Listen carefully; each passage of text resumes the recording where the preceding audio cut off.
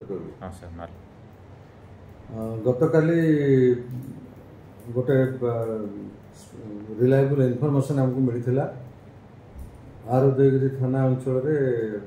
रूढ़ीवा गाँव में प्रचुर परिमाण में गंजेई चालान होगापी रेडी रही खबर पाई जिला पुलिस मुख्यालय गोटे स्वतंत्र टीम गठन कर टीम अड़वा थानार आईआईसी और अन्य स्टाफ मान सहित एवं डिस्ट्रिक्ट हेडक्वार्टर जाइए फोर्स सहित मिलित भाव में से गाँव पर चढ़ाऊ करते प्रचुर परिमाण में गंजेई से जबत होता जहाँ मजिस्ट्रेट और साक्षी मान उपस्थित ओजन कर 20 क्विंटाल 20 केजी ऊर्ध्व गंजेई से जबत कर दुर्गम अंचल होता कारण पहाड़ उपरू जो गाड़ी गाँव आड़ को जाऊला से प्राय 1 किलोमीटर दूर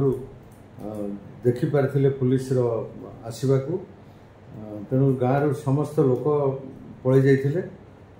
तेबे एफआईआर करा एनडीपीएस एक्ट